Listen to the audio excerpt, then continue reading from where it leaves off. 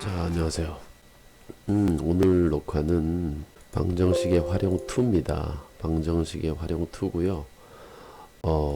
방정식의 활용은 방정식을 세우는 방식이 있잖아요. 그죠? 그 방식에 대한 식을 세우는 방법이다라고 생각하시면 될 것 같습니다. 문제를 푸는 게 아니에요. 선생님이 미지수를 어떻게 정하고 어떻게 문제를 푸는지 그걸 잘 이해해서 배워야 되는 거라고 생각합니다. 문제 푸는 게 맞다 틀리다 이런 걸 따지는 건 아니에요. 자, 지난 시간에 방정식 활용을 했는데 거기에 이어서 이제 유형을 좀 정리하는 거라고 보면 됩니다. 자, 수에 관한 활용 문제예요. 수에 관한 활용. 자, 수에 관한 활용에서 첫 번째 나오는 내용은 뭐냐 하면 합이 93인 연속하는 세 자연수에 대한 물음에 답하여라 이렇게 질문을 했어요. 연속하는 세 자연수에서 일단 연속한다는 게 무엇인지 알아야 되는데요. 연속한다라는 뜻은 바로 뭐냐 하면 5, 6, 7처럼 이렇게 바로 이어서 나오는 수를 얘기하는 겁니다. 11, 12, 13 이런 것처럼 1 커지고 1 커지고 이런 상태를 연속한 자연수. 또 이런 경우도 있어요. 연속한 홀수. 연속한 홀수라고 하면은 13, 15, 17 이렇게 2씩 커지겠죠. 그죠? 짝수도 마찬가지죠. 짝수. 짝수는 시작이 짝수겠죠. 14, 16, 18 이런 식으로 연속한 세 짝수, 연속한 세 홀수, 연속한 세 자연수 이런 걸 의미하는 겁니다. 자, 그래서 연속한다는 게 바로 그런 뜻이고요. 합이 93인 연속한 세 자연수를 그랬는데 방정식을 세워라 그랬는데 굳이 세우자면 이렇게 되는 겁니다. 연속한 수를 놓을 때 가장 큰 수를 x라고 하라고 이 문제에서는 써 있죠. 왜냐하면 푸는 사람마다 가장 작은 수를 x라고 놓을 수 있고요. 그러면 그 다음은 x 플러스 1, 그 다음엔 x 플러스 2 이렇게 되는 거고요. 어떤 사람은 가운데 있는 수를 x라고 할 수 있어요. 그럼 그 앞은 x 마이너스 1이고요. 그 뒤에 수는 x 플러스 1이 되거든요. 이 문제에서는 이런 방법 말고 바로 가장 큰 수를 x라고 하자. 그럼 그 앞에 있는 수는 x 마이너스 1이 되고요. 다시 그 앞은 x 마이너스 2가 돼요. 그래서 이렇게 미지수를 놓을 수가 있는 거죠. 자, 그리고 이제 그 합이 93이라고 했기 때문에 자, x 마이너스 2와 x 마이너스 1 그리고 x 이 세 개를 다 더한 값이 93이다. 이렇게 식을 세우면 되겠죠. 그래서 3x 마이너스 3이 됩니다. 93. 자, 여기서 3을 나눠도 되고요. 이항한 다음에 나눠도 됩니다.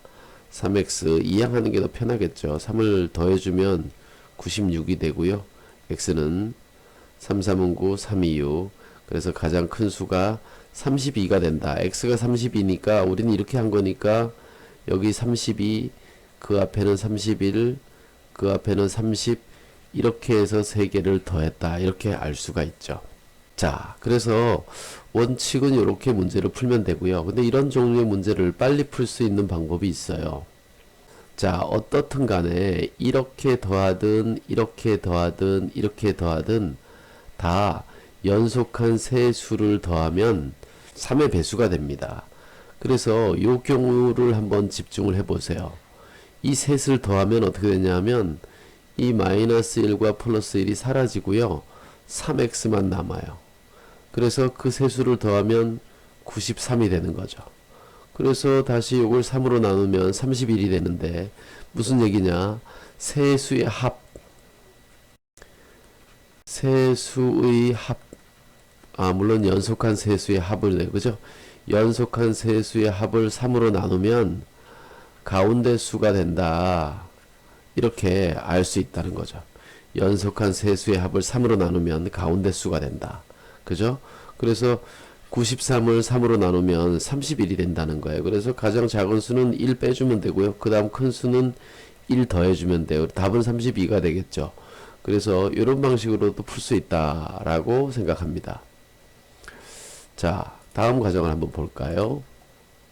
수에 관한 문제인데, 자, 이 문제입니다. 9번인데요. 여기는 연속하는 두 홀수의 합이다 그랬어요. 그죠?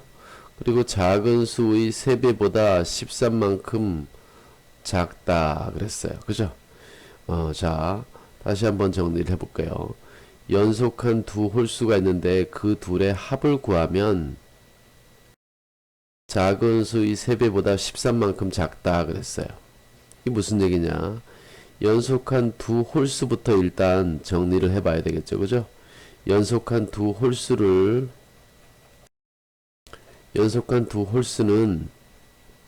두 가지 방법으로 놓을 수가 있는데요. 여기 x를 홀수라고 해요.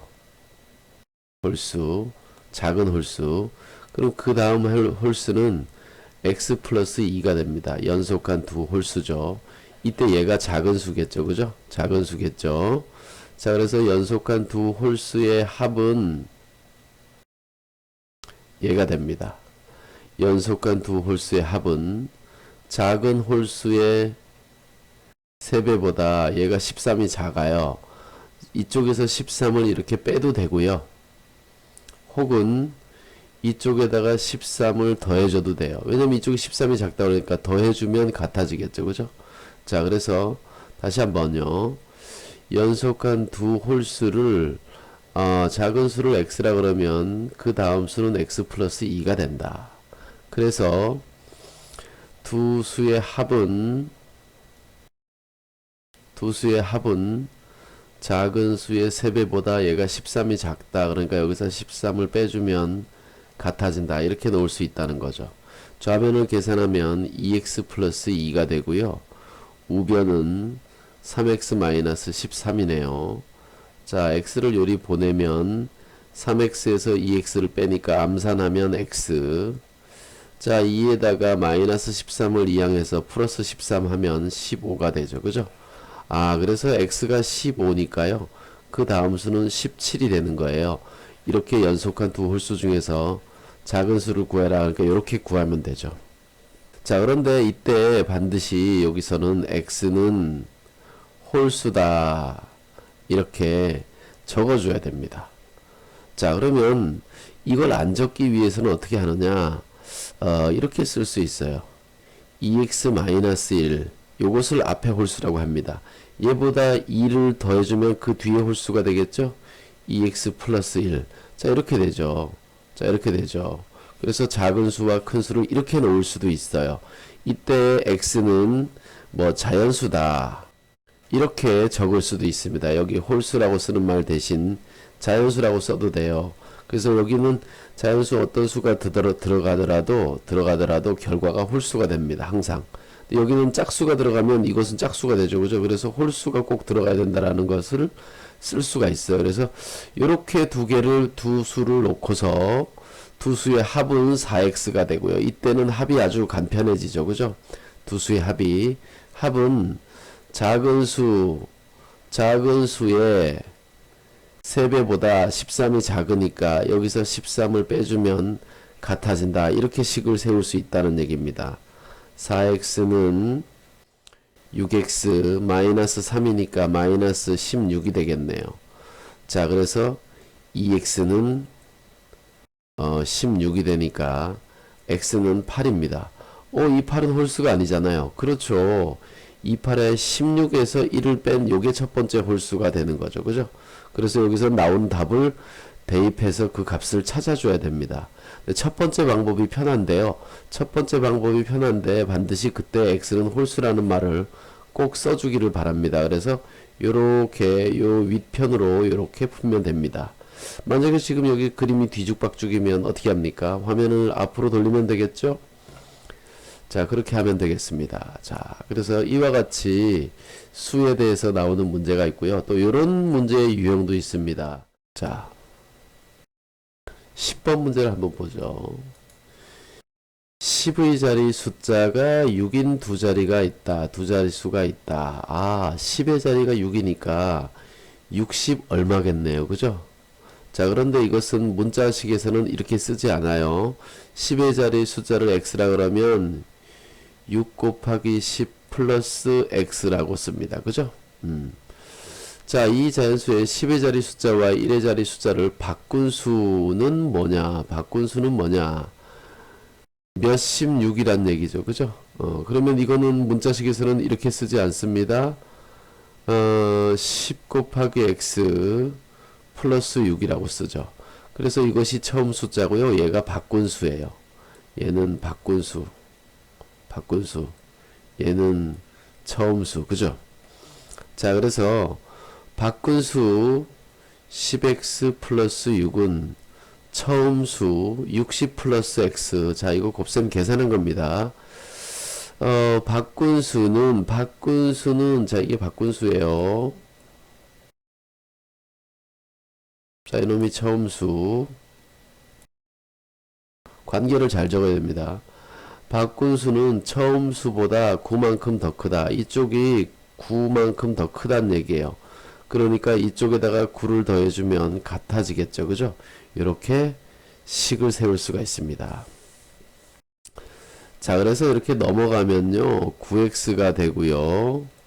자, 여기 6은 1이 넘어가면 마이너스 6이 되기 때문에 60에다 3 더해서 63이 됩니다. 그래서 x는 7, 9, 63이니까 x는 7이네요. 그죠? 이때 처음 수를 구하라고 했기 때문에 처음 수는 67 이렇게 되겠습니다. 그죠? 자, 여기서 좀 눈치 빠른 사람은 이해를 했을까 싶긴 한데, 자, 이 문제는 중학교 2학년에서 연립방 정식에서도 상당히 자주 나옵니다. 자, 여러분 이런 문제를 많이 풀어보면 희한한 창의력을 생각해낼 수가 있어요. 그런데 오늘은 설명을 안 하려고요. 제 그 동영상에 보면은 이것을 아주 간편하게 푸는 방법들이 나옵니다. 자, 그래서 꼭 한번 찾아서 확인해 보시길 바랍니다. 지금은 개념 설명하는 중이라 그런 이상한 방법 같은 것은 따로 설명하지 않겠습니다. 자, 그 다음은 이제 원가 정가에 관한 내용을 해봐야 되겠습니다. 원가 정가. 자, 요것도 원가 정가에 대한 설명이 앞에 많이 나오기 때문에 여러분들이 그 내용은 여러분들이 따로 공부를 하시고요. 문제를 푸는 방식에 대해서 설명을 드리겠습니다. 자, 이 문제를 한번 보죠. 원가에 30%의 이익을 붙여 정가를 정했는데 안 팔려서 3,000원을 깎아서 팔았더니 3,600원의 이익이 생겼다. 원가를 x라고 그럴 때 정가를 x를 사용해서 나타내라. 자, 원가가 있습니다. 원가 x1 정가는 자, 여러분 이렇게 식을 세웁니다. 정가는 원가의 30%의 이익을 더 붙인 거예요. 그러니까 정가는 원래 원가는 100%인데 그것에 30%의 이익을 붙였기 때문에 130%가 됩니다. 따라서 얘는 10분의 13x1이 된다. 단위는 생략할게요. 구석이니까. 정가는 10분의 13x가 된다. 이렇게 생각하시면 됩니다. 자, 그런데 안 팔렸어요. 그래서 판매가, 할인해서 팔았습니다. 그죠? 할인해서 팔았어요. 원래는 10분의 13x를 받았어야 되는데 안 팔려서 3,000원을 깎아줬습니다. 자, 그랬더니 이익이 생겼어요. 이익은 얼마냐? 판매 금액에서 할인해서 팔았으니까 이게 판매 금액이겠죠. 그죠? 판매 금액에서 원가를 빼면 이익이 됩니다. 요게 이제 마지막 이익이 되는 거고요. 이 이익이 뭐랑 같았냐? 600원과 같다고 했습니다. 그죠? 그래서 얘는 equals 600 이렇게 식을 세우면 됩니다. 자, 일단 정가를 x라고 나타낸 것은 요것이 1번 답이고요. 할인해서 판매한 금액을 x로 나타내어라. 요게 2번 답이고요. 자, 식을 세우면 이렇게 되겠습니다. 10분의 13x 마이너스 3000 마이너스 x 했더니 600원이 되었다. 자, 그런데 요놈을 10분의 통분해서 계산하면 10분의 3x가 되고요. 이쪽은 3,600원이 되는군요. 그죠? 자, 그래서 x는 얼마냐? 12,000원. 이렇게 되겠습니다. 단위는 원. 요것이 바로 3번 답이 되겠습니다. 그죠? 12,000원짜리를 30% 이익을 붙이면 3,600원이 되고요. 거기서 3,000원을 깎으면 600원이 남는 겁니다. 이렇게 확인할 수 있겠죠. 그죠? 자, 얘도 간편하게 차이에 관한 식을 세우면 좋다고 했어요. 선생님이 제가. 차이에 관한 식. 그죠? 이거 쓸 데가 없네. 차에 관한 식을 세우면 차이, 큰 수에서 작은 수를 뺀 차에 관한 식을 세우면 훨씬 더 간편하게 풀 수 있어요. 그런데 요거도 마찬가지입니다. 지금 개념에 관한 얘기니까 선생님이 문제를 막 풀어놓은 문제풀이 동영상을 보시면은 차에 관한 설명이 나올 수 있습니다. 여러분 그거 꼭 확인해 보시기 바랍니다. 자, 어떤 상품의 원가에 15%의 이익을 붙여서 정가를 정하고 800원을 깎았더니 원가에 5%의 이익이 생겼다. 요거 살짝 또 다르죠. 원가가 있습니다. 원가. 이 상품의 원가를 구하여라. x1. 그죠? 자, 정가는 어떻게 정했느냐? 정가는 원가에다가 15%의 이익을 붙였으니까 100분의 115가 됩니다. 그래서 이놈을 정리하면 동그라미 하나가 약분이 되나요? 5로 약분하면 520, 520, 535 이렇게 되네요. 그죠? 20분의 23x가 됩니다. 20분의 23x. 자, 이게 정가입니다. 정가. 그런데 안 팔려서 800원을 할인해서 팔았습니다. 자, 그래서 할인한 요게 이제 실제로 판매한 금액이에요. 그래서 이것을 판매가라고 합니다. 판매가 할 수 있어요. 자, 그래서 자, 일단 20분의 23x를 정가를 정했는데 안 팔려서 800원을 깎아서 팔았다는 거죠. 그랬더니 이게 이제 판매가가 된 거죠. 그랬더니 원가의 5%의 이익이 생겼다. 이익은 얼마냐? 20분의 223x 마이너스 800 여기서 원가 x를 빼면 이게 이익이 되는데요. 이놈이 뭐냐 하면 원가의 5%의 이익을 얻었다. 100분의 5가 되었다. 이런 얘기입니다. 그래서 요 부분하고 같다라는 거죠. 자, 그런데 사실은 여기서 예를 보면 알 수 있어요. 800원을 깎아줬는데 5% 남았으니까 800원이 10%입니다. 800원이 바로 깎아준 금액이 원가의 10%다 라는 것을 알 수 있어요. 따라서 원가의 100%는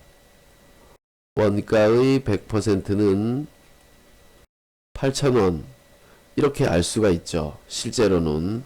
자, 그런데 이제 우리는 풀이 과정을 적어야 되니까 여기 이익하고 요 이익하고 같다고 놓고 식을 세우면 되겠습니다. 제가 여기를 한번 이제 풀어야 되니까 식을 세워 볼게요. 8,000원이 나오나 안 나오나 한번 보죠.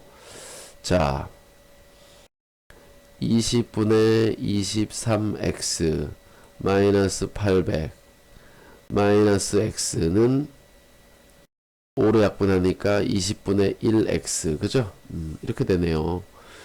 20분의 1x에서 자 20분의 1x에서 요거 넘어가서 빼고 요거 통분해서 빼주면 여기 20분의 20에서 21 빼니까 20분의 21을 빼면 2가 남네요. 그죠? 2x 이렇게 되네요. 그리고 800은 1이 넘어가니까 플러스 800이 됩니다. 근데 여기를 약분하니까 뭐가 돼요? 10분의 1x가 800이 되죠. 그죠? 800이 되죠. 따라서 x는 8,000 원가는 8,000원이다 이렇게 알 수가 있습니다. 아까 그 경우하고 답이 같죠. 그죠? 자, 무슨 얘기인지 다시 한번 정리해 볼게요. 자, 원가가 있는데 거기다가 원가의 15%의 이익을 붙였단 말이에요. 그래서 안 팔려서 800원을 깎았어요. 그랬더니 원가의 5%가 남았어요. 그러니까 얘가 원가의 10%가 된다라는 얘기죠. 그죠? 그래서 이렇게 풀 수도 있다는 겁니다. 자, 자, 이런 건 상당히 빨리 풀 수 있는 방법이 되기 때문에 여러분들이 알아두면 좋을 것 같습니다. 자, 원가 정가 문제는 너무 싫죠, 사실은. 그죠? 자, 이번에는 일에 관한 문제를 보도록 하겠습니다. 일에 관한 문제. 일에 관한 활용 문제는요. 어떤 일을 끝내는데 동주는 15일, 동주는 10일, 민호는 15일이 걸린다. 다음 물음에 답하여라. 전체 양을 1이라 그럴 때 동주와 민호가 할 수 있는 양. 자, 이런 일 문제는 전체 일의 양을 1이라고 한다는 겁니다. 전체 일의 양을 1이라고 한다. 그 이유는 뭐냐 하면 전체 일의 양을 어떤 문자로 뒀을 때 다 약분돼서 사라지기 때문에 그래요. 약분돼서 사라지기 때문에 1이라고 두면 그 문자가 사라진다는 겁니다. 그런데 1이라고 두는지 모르잖아요. 왜 그런지 모르잖아요. 그죠? 사라진다고 하는데 어떻게 사라지는지 제가 보여줄게요. 자, 전체 1의 양을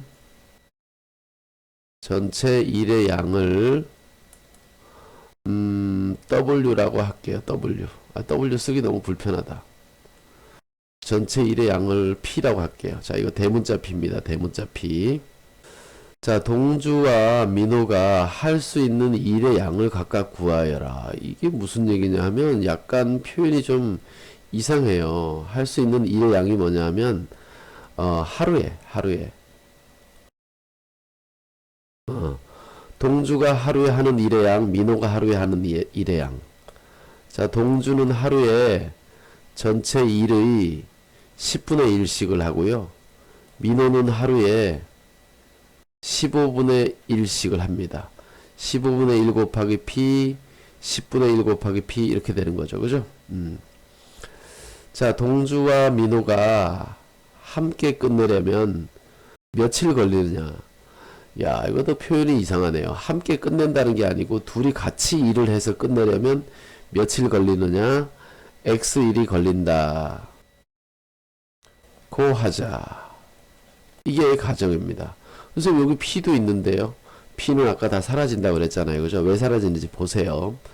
자, 동주와 민호가 같이 해서 며칠 만에 끝낸다? X일 만에 끝낸다 그랬으니까 동주는 얼마를 하냐면 10분의 P 곱하기 X일을 하고요. 민호는 15분의 P 곱하기 X일을 합니다. 이 둘이 일을 같이 해서 그 일이 끝났기 때문에 전체 P가 됩니다. 그래서 양변에 P분의 1을 곱해주면요. 이것이 사라져요. 양변에 P분의 1을 곱해주면요. P분의 1을 곱해주면 분배법칙에서 10분의 1x가 남고요. 15분의 1x가 남고요. 여긴 1이 됩니다. 그래서 우리는 뭐 그 다음부터는 똑같죠. 분수식이니까 얼마를 곱할까요? 30을 곱할까요? 30, 3x, 2x, 30. 자, 5x는 30이니까 x는 5, 6에 30, 6일이다. 6일 만에 두 사람이 끝낼 수 있다. 이런 거죠. 그죠? 자, 그래서 이 문제에서는 실제로 이런 문제를 풀 때는 전체 일의 양을 1이라고 하면 이 P가 1로 바뀌어요. 여기가 1로 바뀌어요. 1. 그래서 여기가 1이 되고요. P분의 1을 곱할 필요가 없이 1이 되면 사라지기 때문에 이 식이 바로 세워지는 식이 됩니다. 그래서 전체 일의 양을 1로 놓고 풀어라. 이렇게 일의 양을 1로 놔라. 이렇게 선생님들이 알려주시는 겁니다.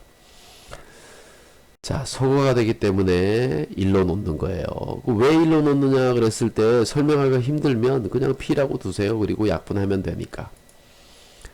자, 그 다음 14번 문제를 한번 보죠. 자, 이것도 똑같네요. 14번. 어떤 일을 완성하는데 A만 사용하면 12시간, B만 사용하면 15시간이 걸린다. 어떤 일을 완성하는데 그 일의 양을 이제 1이라고 놔보자는 거죠. 그러면 A만 쓰면 A 기계가 1시간에 하는 일의 양, 이게 바로 뭡니까? 12분의 1이에요. 12분의 1. 12분의 1.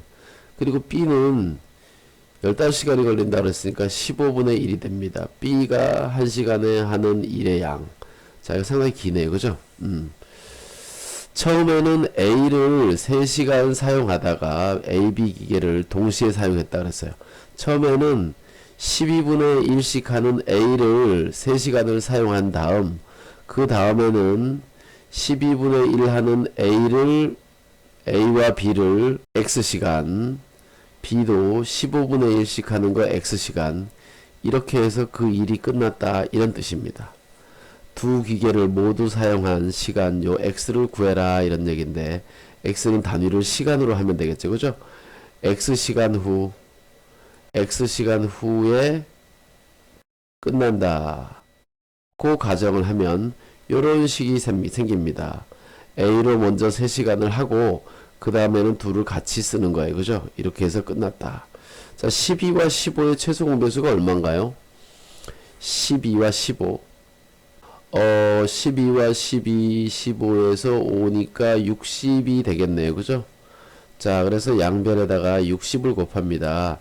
12와 60을 곱하면 5가 되기 때문에 5가 남기 때문에 5, 3, 15가 되고요.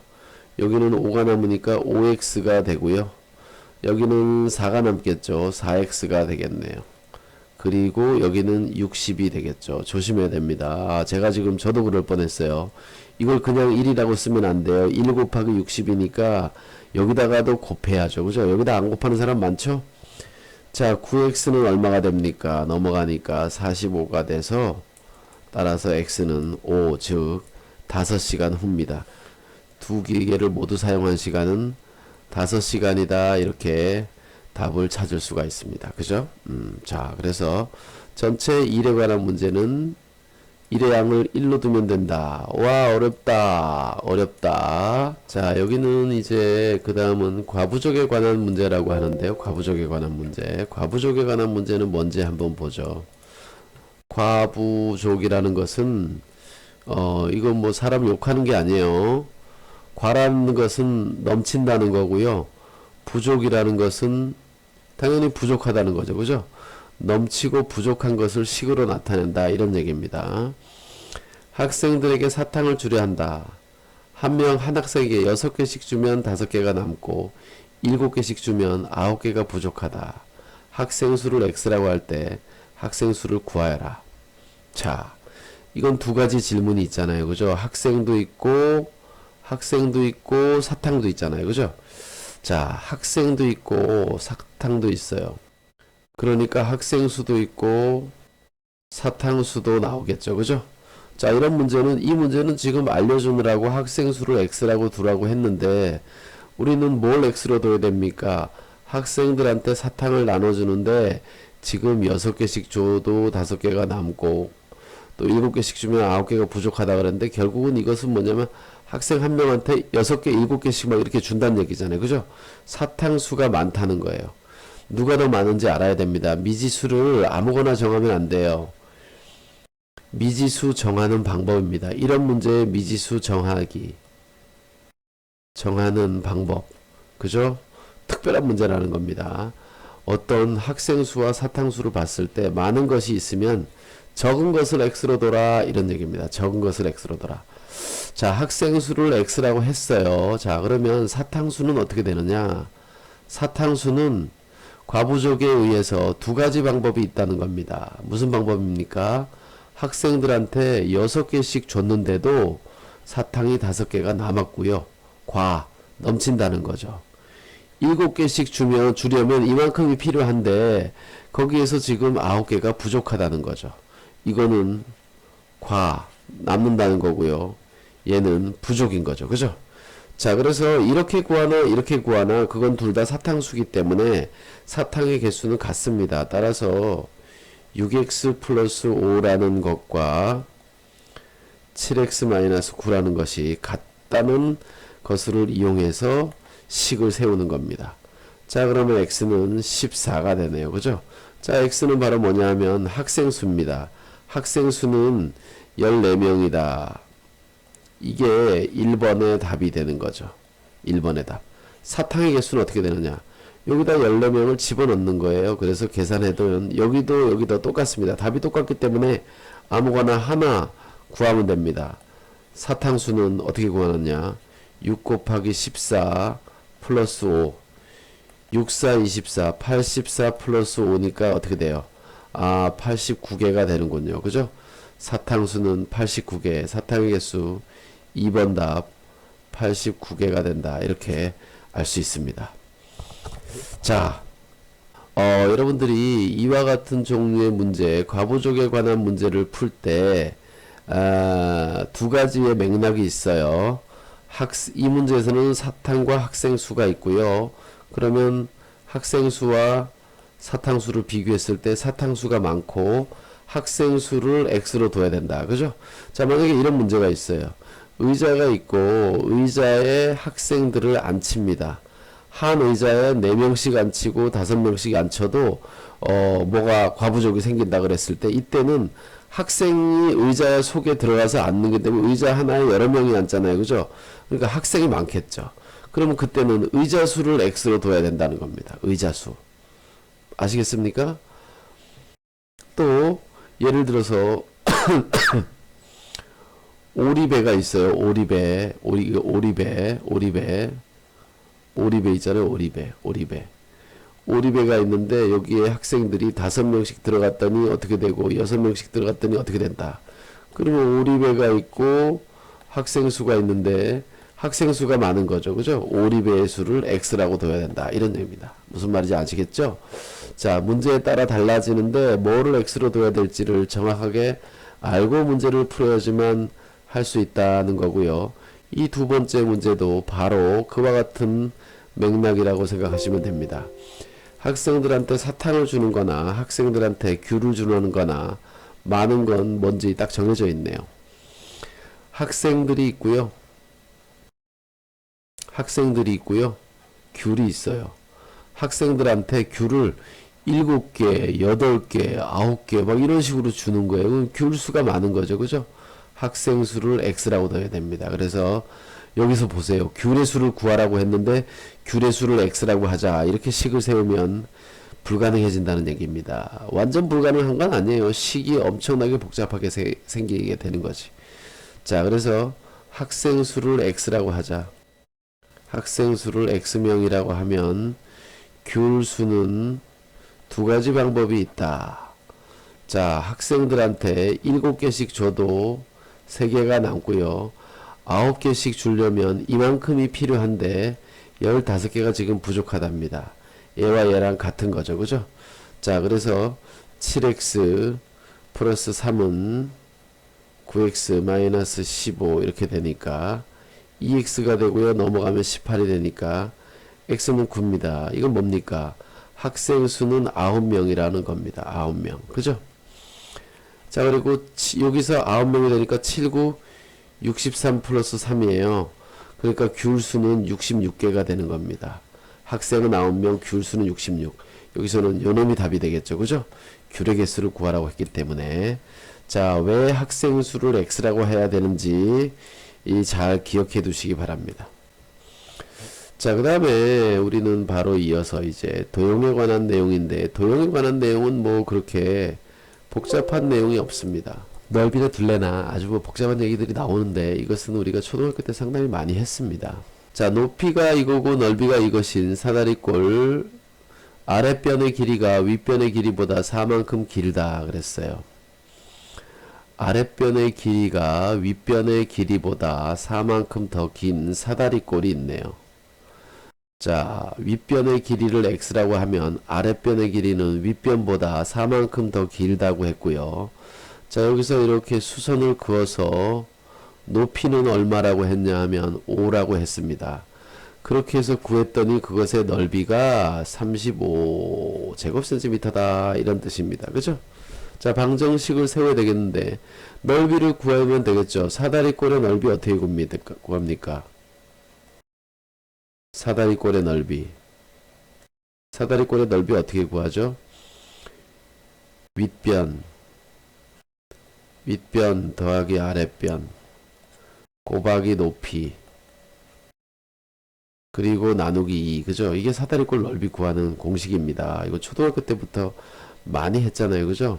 자, 그래서 우리 넓이는 이렇게 구하는 거고요. 이와 같은 방식에 의해서 식을 세우면 이렇게 되겠죠.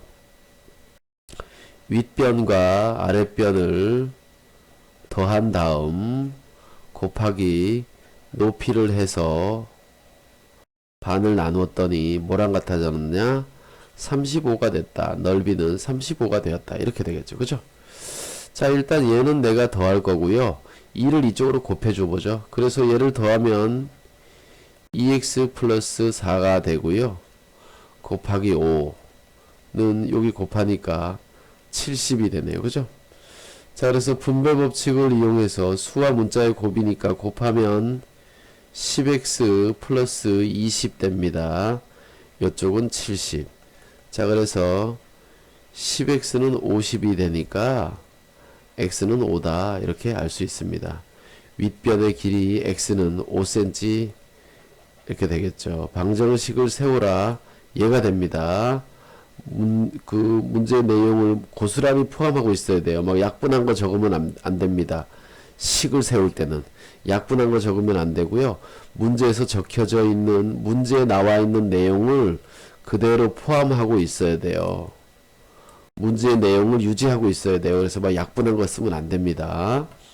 활용이라 좀 양이 많은 거는 여러분들이 이해를 하셔야 될 것 같아요. 자, 그 다음 길이가 72cm인 철사를 구부려서 직사각형을 만드는데 가로의 길이와 세로의 길이가 2대1이 되도록 한다. 가로의 길이를 구하여라. 자, 무슨 얘기냐 하면 가로와 세로의 길이의 비가 2대1이 돼야 된대요. 가로와 세로. 자, 이게 가로죠, 그죠? 자, 가로와 세로가 있는데 2대1이 돼야 돼요. 그럴 땐 조심해서 이렇게 식을 세워야 됩니다. 가로를 2x, 세로를 x. 그래야 2대1이 됩니다. 가로와 세로가 2대1. 자, 그럴 때 가로의 길이를 구하라 그랬어요. 그래서 x가 나오면 거기다 2를 곱해줘야 됩니다. 자, 어쨌든 우리 식을 세워야 되는데 윗변과 가로와 세로를 더하면 72의 반 32가 되겠죠. 왜냐면 여기 또 있잖아요. 2x 여기 x. 그래서 직사각형 이렇게 둘이 같고 이렇게 둘이 같잖아요. 그러니까 그걸 다 합치면 2x 플러스 x를 2배 합니다. 가로 세로를 더해서 2배 하면 둘레가 돼요. 그죠? 이렇게 식을 세울 수 있습니다. 근데 식은 간단하게 세우는 거기 때문에 이거 두 개 더한 게 36이라고 해도 돼요. 왜냐면 반 자른 거니까. 그죠? 자, 그래서 일단 얘랑 이렇게 약분해 버리면요. 그 식이 나와요. 3x는 36, 72의 반 36. 아이고, 36. 그래서 x는 12.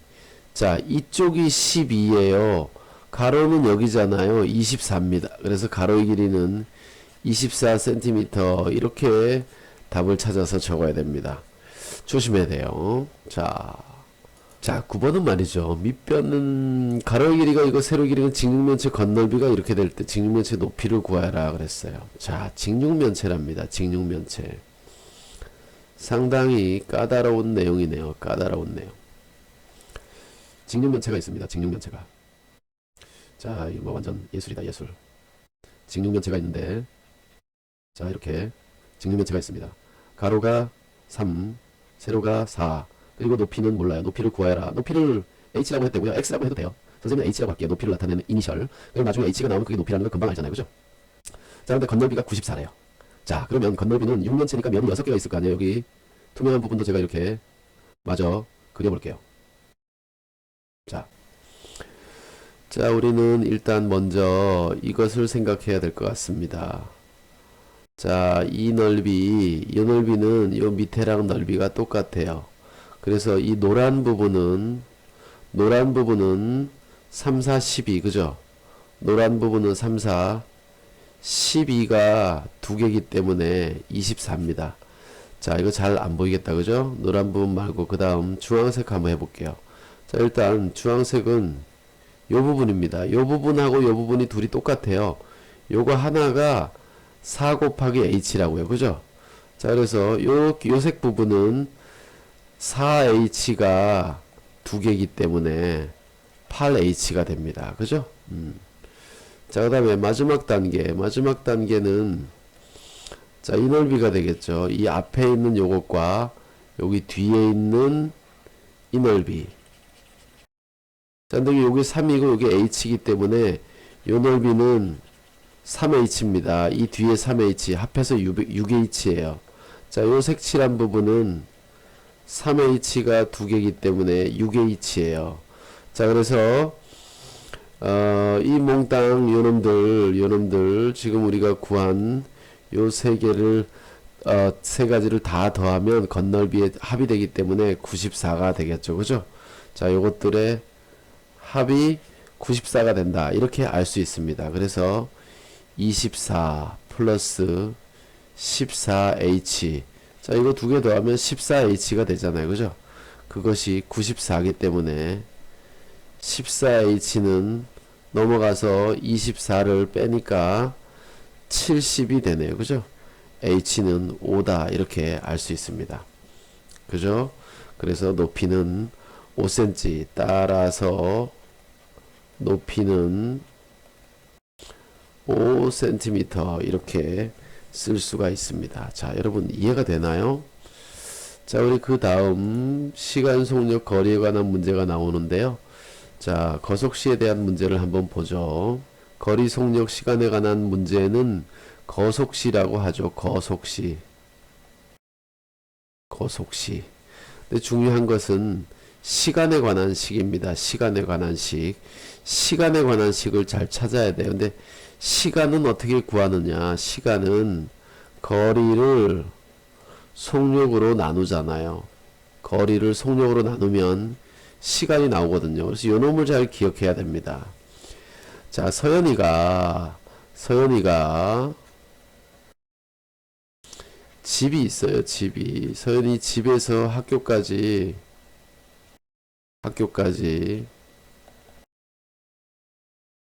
가는데 두 가지 방법으로 갑니다. 자, 비가 오는 날은 걸어서 가고요. 걸어서 on foot. 그죠? 걸어서 가요. 걸어서 가는데 걸어갈 때의 속력은 시속 4. 근데 여기 거리를 모르니까 집에서 학교까지 거리를 x라고 해봐요. 그러면 걸어갈 때 걸린 시간은 4분의 x입니다. 걸어갈 때 걸린 시간은 집에서 학교까지 거리를 속력으로 나누면 되기 때문에 이게 걸걸시예요. 걸어갈 때 걸린 시간. 자, 그 다음에 바이크. 그죠? 자전거 타고 갈 때 속력은 12래요. 그런데 거리는 똑같이 x잖아요. 그죠? 그래서 자전거 타고 갈 때 걸린 시간, 자걸시, 그것은 12분의 x입니다. 자, 어느 게 더 시간이 많이 걸릴까요? 이것이 시간이 더 많이 걸리겠죠? 많이 걸린 시간에서 적게 걸린 시간을 빼주면 그게 차이가 되고요. 1시간 늦게 도착한다 그랬습니다. 1시간.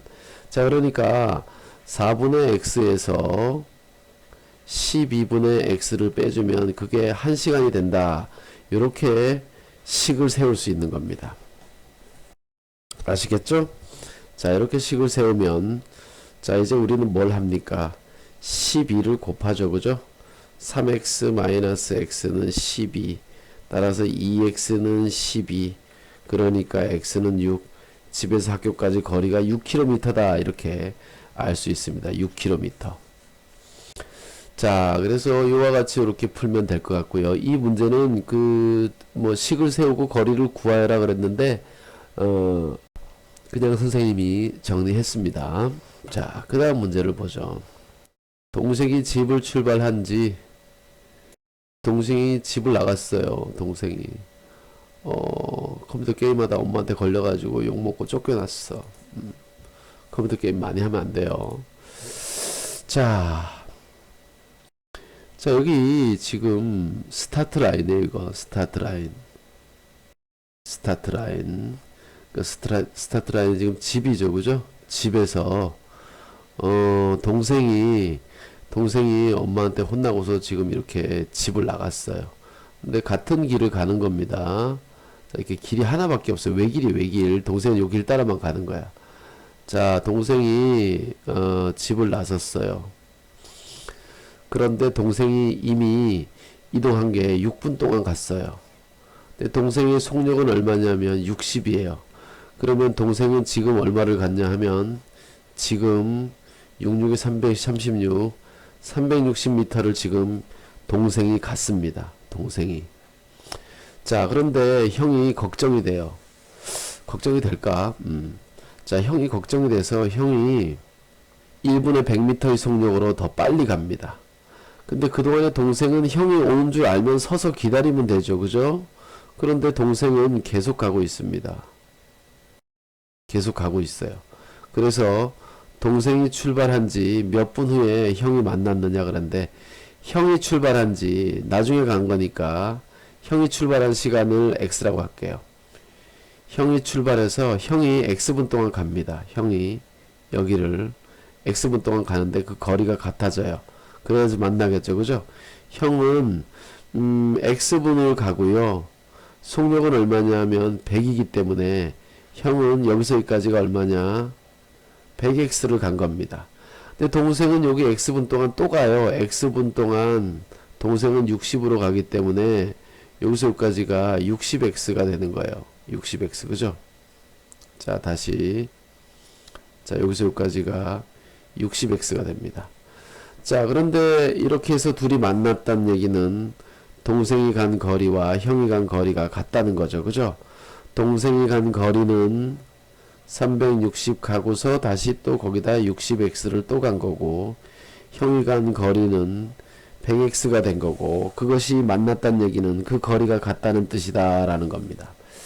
자, 그래서 이항하면 40x는 360이 되니까 x는 9가 되겠습니다. 그죠? 9분 후에 만난다. 근데 이건 뭐냐면 형이 9분 동안 간 거예요. 동생이 출발한 것은 9분에다가 6분을 더해서 15분인 겁니다. 동생이 집 나간 지 15분 만에 형한테 잡혔다는 얘기죠. 그죠? 자, 이게 답입니다. 자, 그런데 우리는 이런 식을 세울 수가 있어요. 어떻게 하느냐? 자, 이것은 다른 방법이니까 이렇게 한번 풀어볼게요. 동생이 지금 형이 출발하기 전에 동생이 지금 360m를 가 있어요. 360m를 가고 있어요. 그러니까 동생과 형의 거리의 차 얼마냐면 360m입니다. 자, 차이에 관한 식을 세우려고 하는 거예요. 선생님이 쉬운 방법. 동생과 형의 거리는 지금 360m예요. 그런데 1분마다 1분에 얼마씩 간격이 줄어들어요. 쫓아가면 100에서 60을 빼니까 1분에 40씩 줄어들죠. 그러면 360 차인데 1분에 40씩 몇 분 동안 1분에 40씩 줄어들면 몇 분이면 끝나느냐 이런 얘기예요. 그죠? 1분에 40씩 줄어들면 이게 바로 시간이라는 거죠. 그러니까 이게 답이에요. 360 차이 나는데 1분에 40m씩 줄어드니까 결국은 얼마예요? 9분 후면 다 줄어들죠. 그죠? 마찬가지로 방법은 똑같아요. 거기다가 동생이 미리 간 6분을 더해줘야 되기 때문에 15분이라고 하면 되겠죠. 자, 우리는 지금 차이에 대한 식을 세우는데 차이에 대한 식은 이렇게 요약할 수가 있어요. 거리의 차를 속력의 차로 나누면 바로 만날 때까지 걸린 시간이 된다. 자, 보세요. 거리를 속력으로 나누면 시간이잖아요. 그죠? 거리의 차를 속력의 차로 나누면 마찬가지로 시간이 된다는 겁니다. 거리의 차를 속력의 차로 나누면 마찬가지로 시간이 된다. 그래서 360을 40으로 나눈 차이를 이용한 식으로 세웠기 때문에 사실은 그것은 암산으로 끝납니다. 암산으로. 그죠? 자, 내가 개념 설명하면서 쉬운 방법 설명 안 한다고 했는데 결국은 해버렸네요. 둘레가 700m인 호수가 있다. 1분에 60과 60으로 걷는 은주와 80으로 걷는 수진이가 호수의 둘레길을 같은 지점에서 동시에 출발해서 서로 반대 방향으로 갈 때 두 사람은 몇 분 후에 만나느냐? X분 후에 만난다. X분 후에 만난다고 하면 이렇게 식이 세워진다는 거죠. 자, 이렇게 호수가 있어요. 자, 이 둘레는 700m에 700m. 700m. 그런데 은주는 이렇게 가고요. 은주는 천천히 가네. 수진이는 빨리 가요. 수진이 더 많이 가겠죠. 그죠? 자, 이렇게 이것은 은주가 갔고요. 그 다음에 이것은 수진이가 갔어요. 수진이가. 이것은 수진이. 자, 그래서 두 사람이 은주가 간 거리와 수진이 간 거리를 합치면 한 바퀴가 되죠. 그죠? 자, 여기서 서로 다른 방향으로 걸으면 합이 한 바퀴가 돼요. 합이 한 바퀴. 같은 방향으로 걸으면 차가 한 바퀴가 돼요. 알겠죠? 자, 이것도 비슷한 문제로 많이 나옵니다. 자, 그러면 수진이는 얼마를 가느냐? 60x를 가고요. 그 다음에 은주는 얼마를 가냐? 80x를 갑니다. 근데 그 둘의 합이 한 바퀴 700이 된다는 거죠.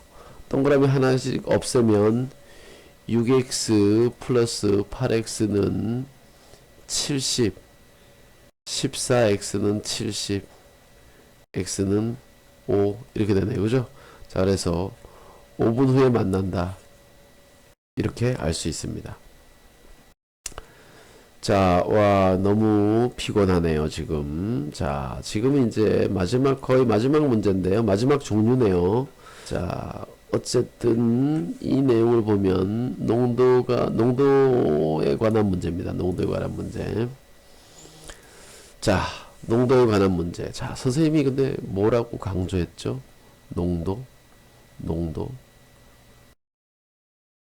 농도는 그냥 백분율이다.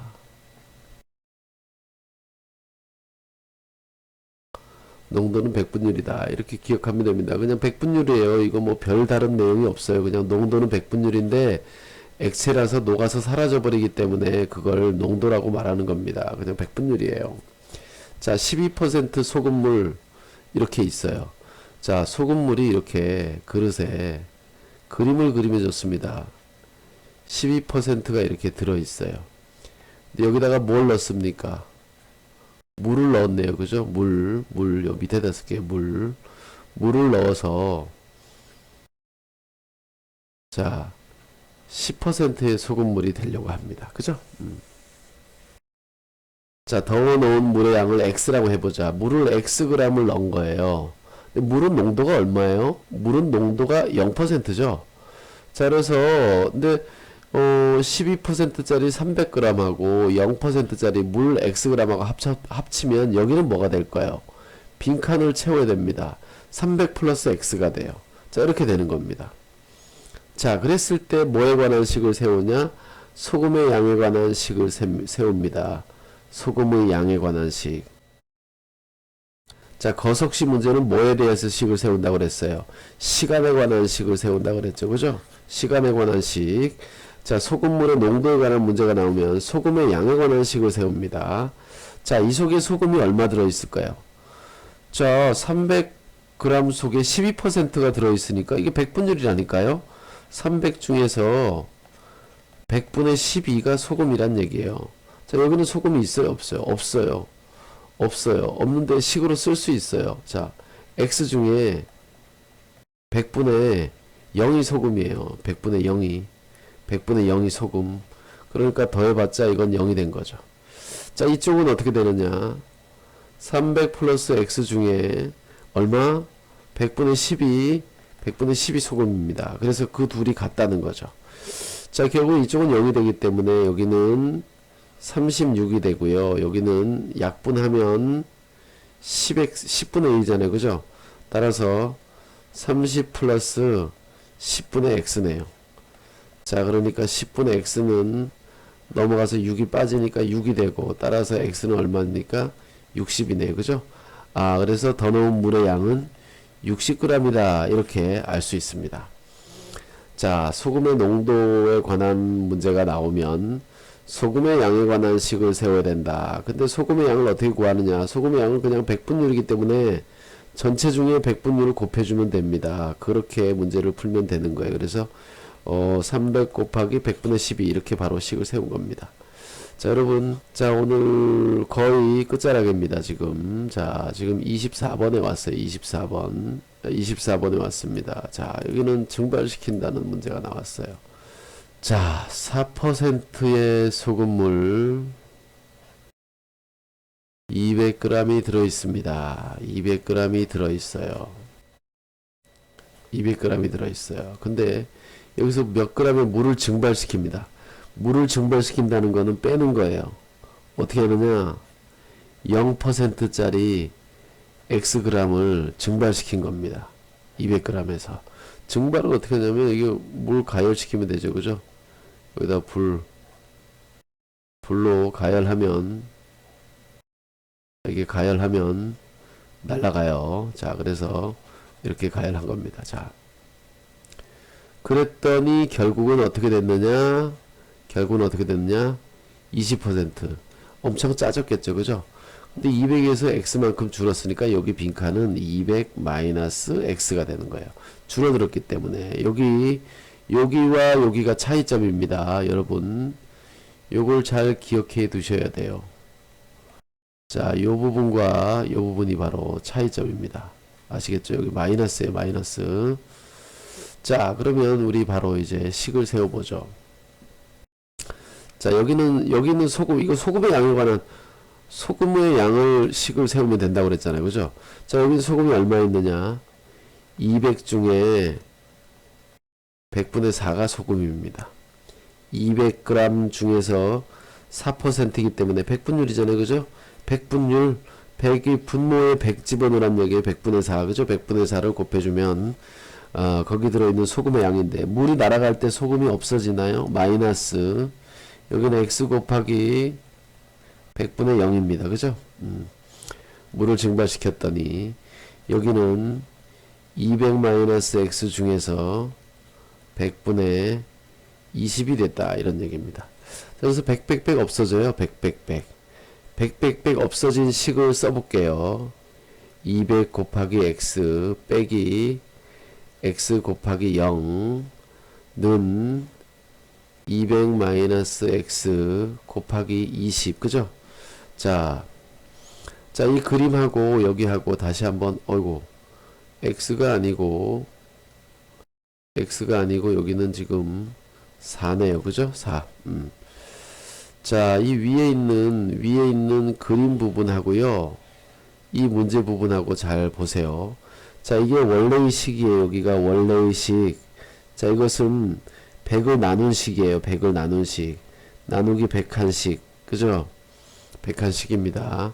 자, 근데 원래 식은 지워버릴 거예요. 자, 뭘 해야 되는지 선생님이. 자, 이 식을 잘 보세요. 변형된 식, 100으로 나눈 식. 그죠? 이 나눈 식은 모양을 보면 예 곱하기 예예요. 예 곱하기 예. 마이너스 예 곱하기 예. 마이너스. 그죠? 그리고 여기는 예 곱하기 예 이렇게 되는 거죠. 예 곱하기 예. 그죠? 그러니까 어때요? 그림만 그리면 식이 나온다는 거예요. 소금물 문제는 그림 속에 식이 들어있다 그런 얘기죠. 곱한 거 equals 곱한 거 이렇게 된다는 거니까. 자, 그래서 800. 자, 여기는 0이니까 사라지고요. 여기는 4000 마이너스 20x 이렇게 되네요. 그죠? 자, 그래서 20x는 3200이 됩니다. 4000에서 빼니까. 그래서 동그라미 하나 없애고요.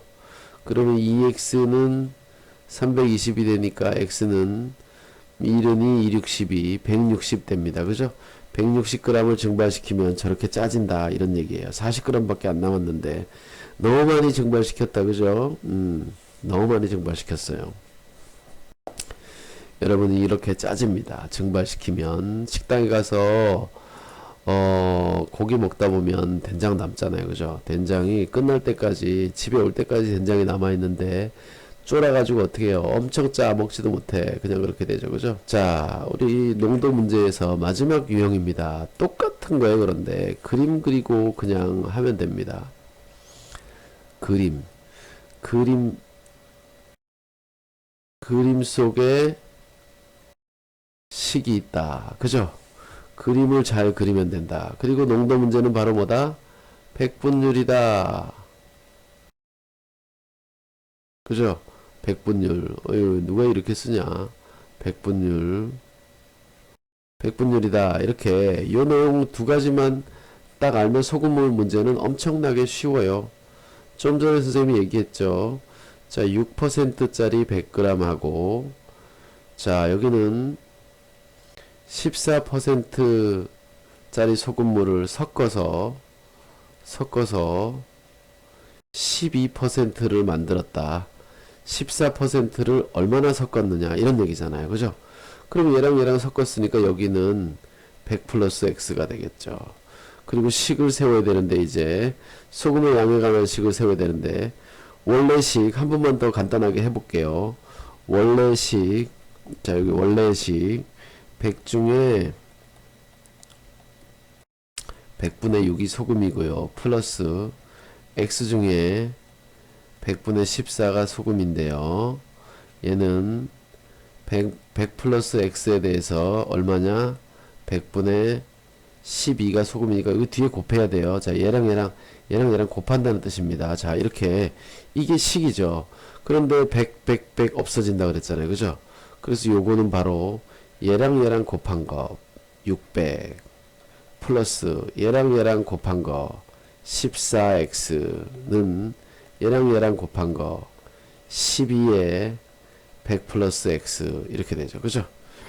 자, 그래서 이제 풀면 됩니다. 600 플러스 14x 여기는 1200 플러스 12x. 자, 그러면 12가 요리 넘어오면 14에서 12 빼니까 2x, 1200에서 600 빼니까 다시 또 600 이렇게 됩니다. 그래서 x는 얼마냐? 300이다. 그죠? 여기 300g을 넣어야지만 그렇게 된다는 거죠. 14%가 된다. 이렇게 알 수 있습니다. 자, 여러분, 지금 활용 문제 유형을 다 풀어봤는데요. 상당히 오늘 어려웠을 것 같습니다. 여러분들, 이 문제를 풀어서 나온 답이 중요한 게 아니고요. 어떻게 식을 세웠느냐, 그걸 잘 봐야 됩니다. 그리고 여기서 식 세우는 걸 모르면 어디를 보라고요? 문자와 식을 보라고 제가 지난 시간에도 얘기했죠. 그죠? 문자와 식. 자, 방정식 풀 때 눈으로 풀지 마라. 중요한 얘기 많고요. 초등학교 때 엄청 공부 잘했던 사람들도 여기 오면 다 깨집니다. 선생님이 알려준 방법대로 하지 않으면 여기서 뭘 하는지 모르고 숫자 집어넣어서 답 찾는 방식에 익숙해져 가지고 도저히 방정식을 풀 수 없는 상황이 됩니다. 여러분, 반드시 직접 식 세워서 풀어봐라. 직접 식을 세워서 풀어보는 것이 중요합니다. 자, 오늘 강의는 여기까지 하고 마치도록 하겠습니다.